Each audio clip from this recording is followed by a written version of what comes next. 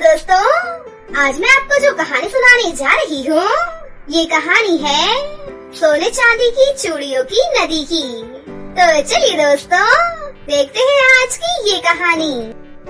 एक गांव में प्रगति नाम की एक लड़की रहती थी। वो बहुत ही ज्यादा गरीब थी। उसके माता पिता बचपन में ही गुजर गए थे। तब से वो अकेले ही अपने घर में रहा करती थी। उसके बगल में एक बड़ा सा घर था।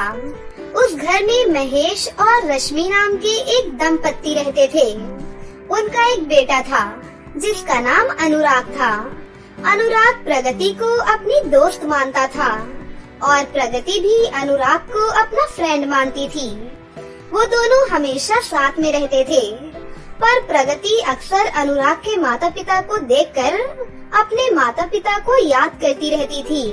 पर अनुराग के माता पिता अनुराग को प्रगति से दूर रहने के लिए ही कहते थे, क्योंकि प्रगति एक बहुत ही गरीब लड़की थी। उसी गांव में एक यशोदा नाम की औरत भी रहती थी, जो प्रगति को अपनी बेटी की तरह रखती थी। वो भी बहुत ज्यादा गरीब थी। एक दिन की बात है, प्रगति और अनुराग साथ में बैठे हुए थे कि तभी वहाँ पर रश्मि आ जाती है और अपने बेटे से कहती है, तुझे कितनी बार मना किया है कि तू इस लड़की के साथ मत रहा कर, फिर भी तू मेरी बात नहीं मानता। क्या तुझे नहीं पता है कि ये एक मनहूस लड़की है?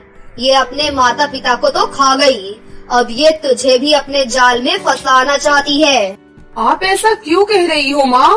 प्रगति एक बहुत ही अच्छी लड़की है। अरे ये सिर्फ तुझे अच्छा होने का दिखावा करती है, जबकि ये एक लालची और बहुत ही होशियार लड़की है। तुझे इससे दूर ही रहना चाहिए, समझा तू? इसके बाद रश्मि अपने बेटे अनुराग को वहाँ से लेकर चली जाती है। अनुराग के जाने के बाद प्रगति बहुत ज्यादा दुखी हो जाती है और रोते हुए अपने आप से कहती है, आखिर ये मुझसे इतना क्यों चिढ़ते हैं? मैंने इनका क्या बिगाड़ा है? यदि आज मेरे माता पिता भी जिंदा होते तो मुझसे सभी लोग प्यार करते। तभी वहाँ पर यशोदा आ जाती है और प्रगति को रोता हुआ देखकर उसके पास जाकर उससे कहती है, क्या हुआ? तुम रो क्यों रही हो बेटी? अभी अनुराग की माँ आई थी और वो अनुराग को यहाँ से लेकर चली गई और उन्होंने मुझे यहाँ पर बहुत उल्टा सीधा भी सुनाया। अगर आज मेरे माता पिता जिंदा होते तो मुझसे कोई भी उल्टा सीधा नहीं कह पाता। तुम ऐसा क्यों कह रही हो? मैं हूँ न तुम्हारे साथ। भले ही मैं तुम्हारी माँ नहीं हूँ, पर मैं तुम्हें अपनी बेटी की तरह मानती हूँ बेटा। मुझे पता है आप मुझे अपनी बेटी की तरह मानती हैं, पर फिर भी सभी लोग मुझे मनहूस समझते हैं। इसीलिए मुझे सब लोग बुरा बुरा बोलते हैं और मेरे साथ किसी भी बच्चे को खेलने भी नहीं देते हैं। तुम ऐसा क्यों कह रही हो? तुम ये सब मत कहो। क्या हुआ यदि कोई तुम्हारे साथ नहीं खेलता? एक वक्त ऐसा भी आएगा जब सभी लोग तुम्हारे साथ खेलने के लिए तुम्हारे आगे पीछे घूमने लगेंगे। और इसके बाद यशोदा प्रगति को काफी देर तक समझाती है। फिर उसे शांत करने के बाद यशोदा वहाँ से चली जाती है। यशोदा के जाने के बाद प्रगति भी अपने घर पर आ जाती है और प्रगति अपने घर का काम करने लगती है। वो दूसरों के घर पर काम करके अपना गुजारा किया करती थी। एक दिन की बात है, प्रगति जब सुबह अपने बिस्तर से सोकर उठती है तो उसे नदियों के बहने की आवाज आती है। तो वो अपने आप से ही कहती है, अरे ये नदियों के बहने की आवाज कहाँ से आ रही है? मुझे बाहर चलकर देखना चाहिए। जब वो बाहर निकलकर देखती है तो उसके घर के बगल में दो सोने और चांदी की चूड़ियों की नदियाँ बह रही होती हैं। उन नदियों को देखकर प्रगति बहुत ज्यादा हैरान हो जाती है और प्रगति अपने आप से ही कहती है, अरे ये नदियाँ कहाँ से आई? कल तक तो यहाँ पर कोई भी नदी नहीं थी और इन नदियों का पानी भी काफी अलग लग रहा है। बिल्कुल सोने और चांदी के जैसा। तभी सोने की नदी में से एक कीर्ति नाम की खूबसूरत जल परी बाहर निकलती है और वो प्रगति से कहती है, मैं तुम्हारे लिए यहाँ पर आई हूँ और मुझे इस धरती पर तुम्हारे लिए ही भेजा गया है। मेरा नाम कीर्ति जल परी है। ये मेरी सोने और चांदी की चूड़ियों की नदी है। ये सोने की चूड़ियों की नदी है और ये दूसरी वाली चांदी की चूड़ियों की नदी है। इसमें से तुम जितनी चाहो उतनी चूड़ियाँ निकाल सकती हो। इसके बाद कीर्ति जल परी वहाँ से गायब हो जाती है। प्रगति को तो विश्वास ही नहीं होता है कि उसके घर के बगल में दो ऐसी सोने चांदी की नदियाँ बह रही हैं, जिसमें से एक नदी में सोने की चूड़ियाँ और दूसरी नदी में चांदी की चूड़ियाँ निकलती हैं। और वो अपने आप से कहती है, मुझे इस नदी में से एक चूड़ी को निकालकर देखना चाहिए। इसके बाद प्रगति सोने वाली नदी से एक चूड़ी बाहर निकालती है। वो देखती है कि वो बिल्कुल असली सोने की थी और बहुत ज्यादा चमक रही थी। ये देखकर प्रगति बहुत ज्यादा खुश हो जाती है और फिर वो कहती है, अरे वाह, मुझे इन सोने और चांदी की चूड़ियों की नदियों में से कुछ चूड़ियाँ बाहर निकाल लेनी चाहिए और उन्हें बेच के नए कपड़े लेने चाहिए। फिर उन कपड़ों को पहनकर मुझे यशोदा माँ के पास जाना चाहिए। इसके बाद प्रगति नदी से अपने लिए कुछ सोने और चांदी की चूड़ियाँ ले लेती है और उन्हें ले जाकर सोनार की दुकान पर बेच देती है। फिर उन पैसों से वो अपने लिए स्टाइलिश कपड़े खरीद लेती है और वो कपड़े पहनकर प्रगति यशोदा माँ के पास पहुँच जाती है। यशोदा प्रगति को पहचान ही नहीं पाती। फिर प्रगति यशोदा से कहती है, अरे आपने मुझे नहीं पहचाना ना, मैं प्रगति हूँ। अरे प्रगति, तुम्हें ये नए कपड़े कहाँ से मिले और तुम्हारे पास इतने सारे पैसे कहाँ से आ गए? मैं यही तो आपको बताने के लिए आई हूँ, आप मेरे साथ चलिए। इसके बाद प्रगति यशोदा को अपने साथ अपने घर ले जाती है। जब यशोदा प्रगति के घर के पास आती है तो उन सोने चांदी की चूड़ियों की नदियों को देखकर हैरान हो जाती है, क्योंकि कल तक तो वहाँ पर कोई भी नदी नहीं थी। तभी यशोदा प्रगति से कहती है, अरे ये नदियाँ कहाँ से आ गईं? कल तक तो यहाँ पर कोई भी नदी नहीं थी। हाँ, मुझे पता है, पर ये जादुई सोने चांदी की चूड़ियों की नदियाँ हैं और इन नदियों में से एक नदी से सोने की चूड़ियाँ और एक नदी में से चांदी की चूड़ियाँ निकलती हैं। तभी वहाँ पर अनुराग अपने पिता महेश के साथ आ जाता है और उन नदियों को देखकर वो लोग हैरान हो जाते हैं। तभी महेश अनुराग से कहते हैं, अरे ये नदियाँ कहाँ से आ गईं? कल तक तो हमारे घर के बगल में कोई भी नदी नहीं थी। हाँ, मुझे पता है अंकल, ये जादुई सोने चांदी की चूड़ियों की नदी है और एक नदी से सोने की चूड़ियाँ और एक नदी से चांदी की चूड़ियाँ निकलती हैं। अच्छा, ऐसी बात है। मैंने तो कभी भी ऐसी नदी नहीं देखी। मैंने भी ऐसी नदियाँ कभी भी नहीं देखी। मेरी भी इतनी उम्र हो गई है, लेकिन आज तक कभी भी ऐसी नदी ना कभी देखी है और ना ही कहीं सुनी है मैंने। हाँ, आप लोग बिल्कुल ठीक कह रहे हो। मैंने भी कभी भी ऐसी नदियाँ नहीं देखी। लेकिन हम लोग आप लोगों की बातों पर कैसे विश्वास करें कि इन नदियों में से सोने की और चांदी की चूड़ियाँ निकल जाती हैं? मैं अभी आप लोगों को सोने और चांदी की चूड़ियाँ निकाल कर दिखाती हूँ। इसके बाद प्रगति उन नदियों से सोने की और चांदी की चूड़ियाँ बाहर निकालती है। ये देखकर वो लोग हैरान हो जाते हैं और तभी वहाँ पर रश्मि भी आ जाती है और वो प्रगति से कहती है, अरे ये तो जादुई नदियाँ हैं। मैंने तो ऐसी जादुई नदियाँ कभी भी नहीं देखी। हाँ, मैंने भी ऐसी जादुई सोने चांदी की नदियाँ कभी भी नहीं देखी है। वो भी चूड़ियों की। ये तो सच में बहुत बड़ा चमत्कार है। इसके बाद प्रगति यशोदा को बहुत सारी सोने और चांदी की चूड़ियाँ दे देती है और खुद भी अपने लिए सोने और चांदी की चूड़ियाँ ले लेती है। ये देखकर रश्मि भी लालच में आकर उन नदियों में जैसे ही अपना हाथ डालती है तो उसे जोर का झटका लगता है और वो दूर जाकर गिर पड़ती है। इसके बाद रश्मि और उसका पति महेश वहाँ से चुपचाप चले जाते हैं और अब प्रगति और यशोदा बहुत खुश थी।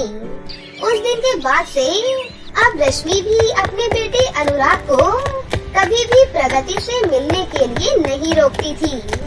अब प्रगति को भी बहुत खुशी थी कि इन दो जादुई सोने और चांदी की चूड़ियों की नदी की वजह से सभी लोग उससे प्यार करने लगे हैं। ऐसे ही कुछ साल बीत जाते हैं और कुछ सालों में प्रगति और अनुराग को एक दूसरे से बहुत प्यार हो जाता है। फिर एक दिन अनुराग प्रगति को शादी के लिए प्रपोज कर देता है और प्रगति भी उससे शादी करने के लिए तैयार हो जाती है।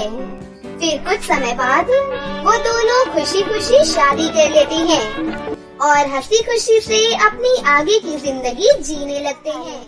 बिरजू की पत्नी ने 5 दिन पहले एक लड़के को जन्म दिया है, जिसे बिरजू जितनी बार देखता उसका सर भारी हो जाता।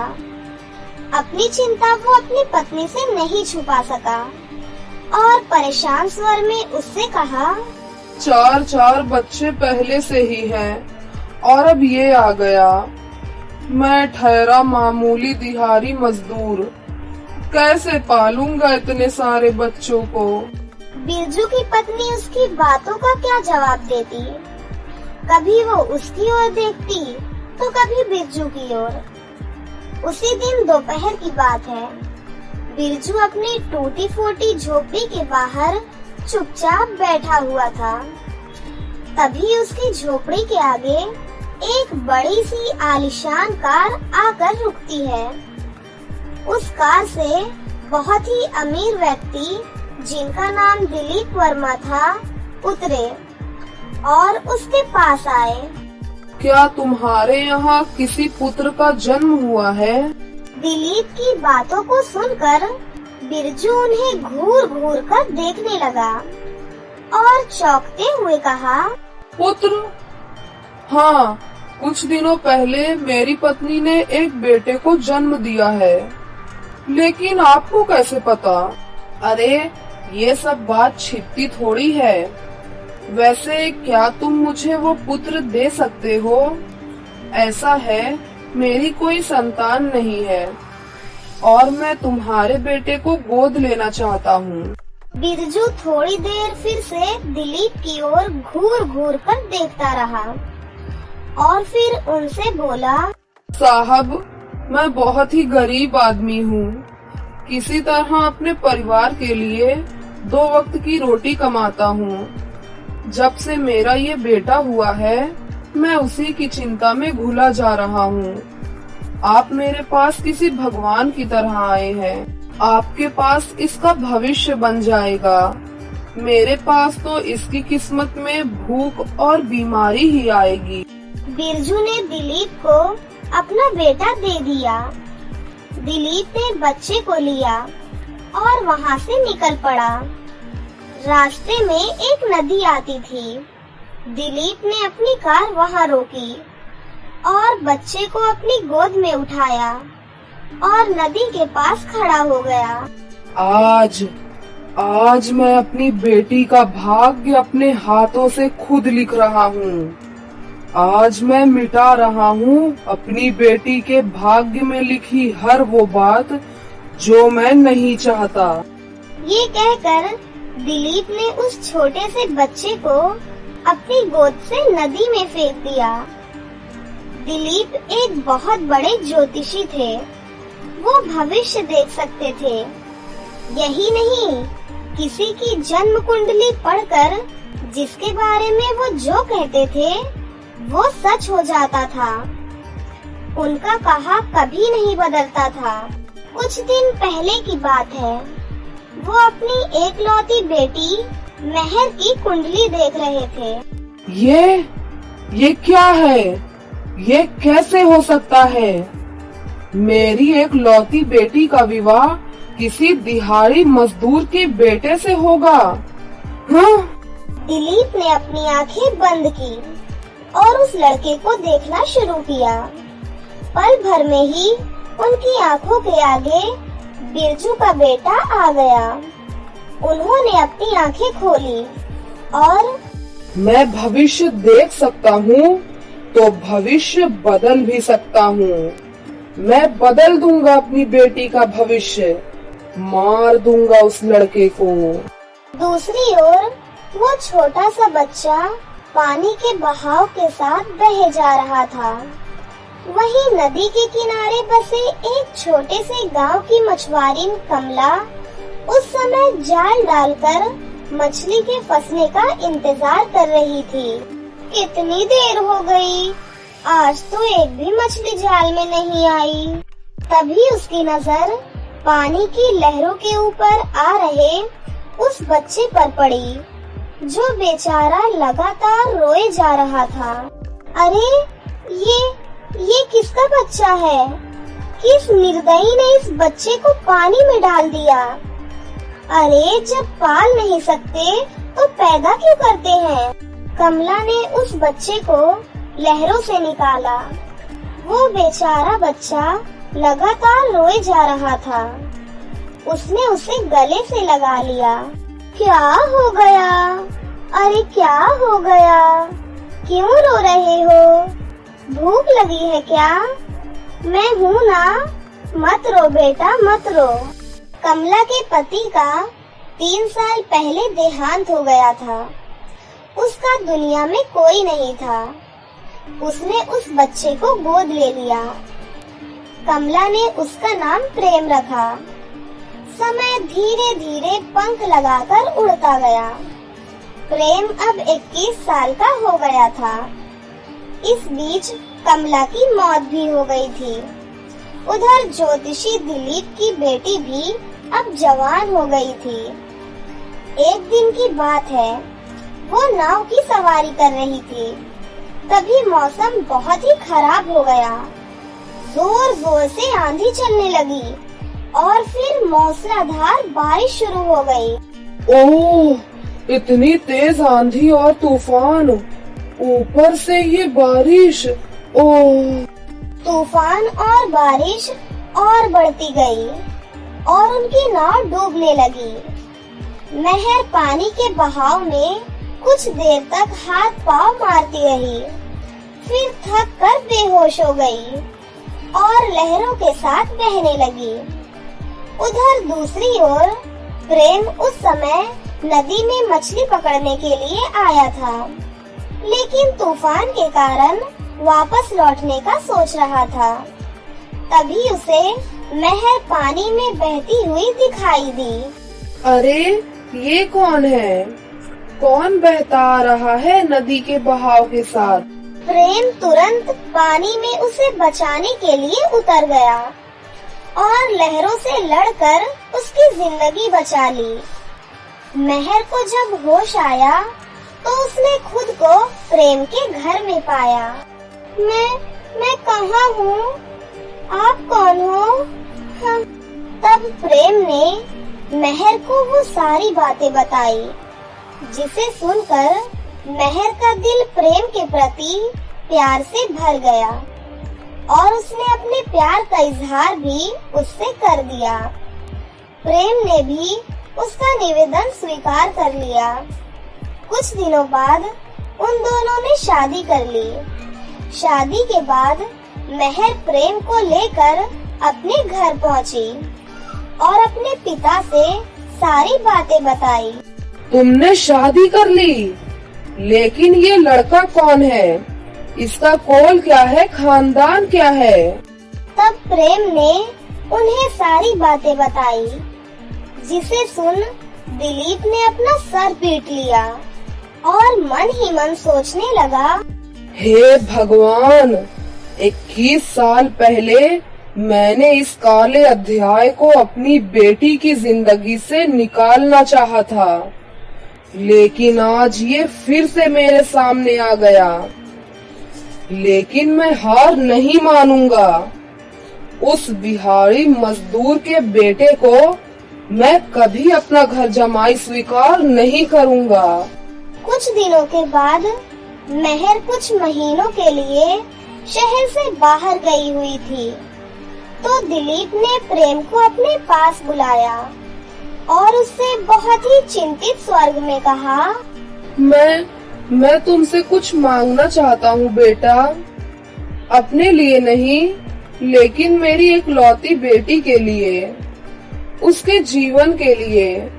बोलो, क्या तुम मुझे वो दोगे जो मैं मांगूंगा तुमसे, या इनकार करके मेरी बेटी के जीवन को खतरे में डाल दोगे? बोलो बेटा। ये सब आप क्या कह रहे हैं पिताजी? मेरी तो कुछ समझ में नहीं आ रहा। देखो, मैं कहना तो नहीं चाहता तुमसे, लेकिन अगर नहीं कहा तो बहुत मुसीबत आ जाएगी। तुम्हें तो पता है कि मैं ज्योतिषी हूँ। मैंने अपनी बेटी की और तुम्हारी कुंडली देखी है। उसमें साफ साफ लिखा है कि अगर तुम दोनों साथ रहे तो मेरी बेटी की मृत्यु हो जाएगी। ये आप क्या कह रहे हैं? मैं सही कह रहा हूँ बेटा, लेकिन हम उसकी मृत्यु को रोक सकते हैं। अगर तुम उसे छोड़कर हमेशा के लिए चले जाओ तो। अपनी पत्नी की खातिर प्रेम उस शहर को छोड़कर वीरगंज नाम के दूसरे शहर में चला गया। कई दिन तक वो भूखा प्यासा इधर उधर भटकता रहा और एक दिन वो सड़क के किनारे बेहोश होकर गिर पड़ा। जब उसे होश आया तो उसके सामने रामू नाम का एक बूढ़ा सपेरा बैठा हुआ था, जो सांप का खेल दिखाकर अपनी रोटी चलाता था। तुम कौन हो बेटा और कहाँ से आए हो? तब प्रेम ने उसे अपनी सारी बातें बताई। उसकी बातें सुनकर रामू ने कहा, बेटा, जो भाग्य में लिखा होता है उसे कौन बदल सकता है? यही तुम्हारे भाग्य में लिखा था, तो उसे तुम कैसे बदल सकते हो? वैसे भी तुम्हारा ये फैसला तुम्हारी पत्नी के जीवन के लिए है, इसलिए इसे स्वीकार करो और नई जिंदगी शुरू करो बेटा। प्रेम रामू के साथ रहने लगा। वो उसी के साथ सांपों का खेल दिखाता। यही नहीं, उसने रामू से न सिर्फ जहरीले सांपों को पकड़ने की कला सीखी, बल्कि उनके जहर को काटने का मंत्र और जड़ी बूटी के बारे में भी जाना। बेटा, तुमने गजब की प्रतिभा है। मैंने अपना पूरा जीवन इन जहरीले सांपों के जहर की काट और मंत्रों को जानने में लगा दिया, लेकिन तुमने तो कम ही समय में सब कुछ सीख लिया। समय फिर से बीतने लगा।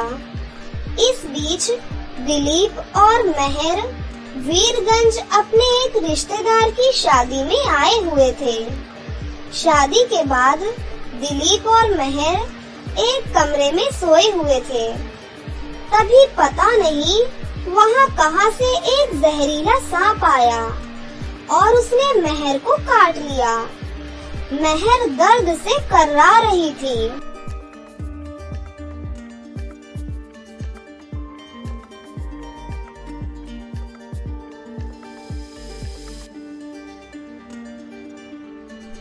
पिताजी, पिताजी, मुझे सांप ने काट लिया है।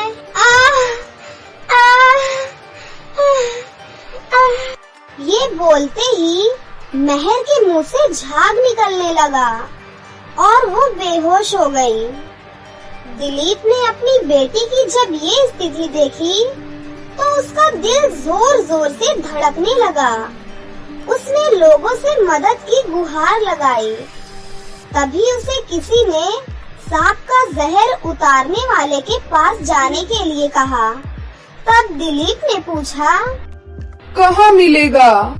यहाँ से कुछ ही दूरी पर सपेरों की बस्ती है। वहीं पर रामू नाम का एक सपेरा रहता है। कहते हैं कि उसके पास दुनिया के जहरीले से जहरीले सांप की काट है। हमें मेहर बिटिया को उसके पास लेकर जाना चाहिए। वो सभी रामू के घर पहुँचे। रामू को उसने सारी बातें बताई।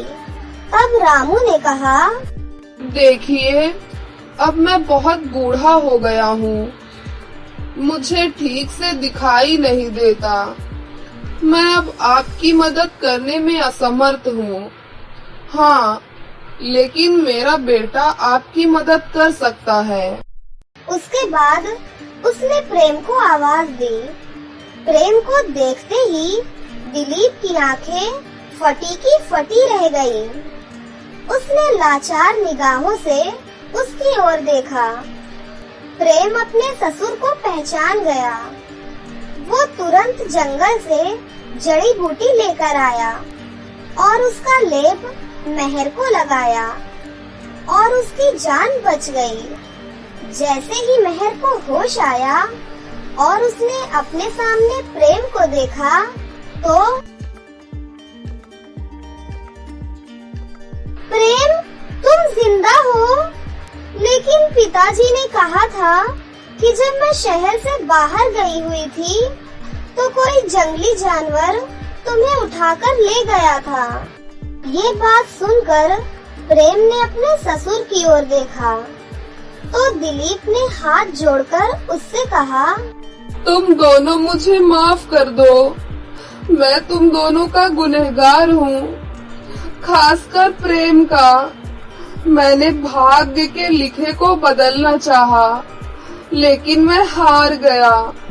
मुझे माफ कर दो प्रेम, मुझे माफ कर दो।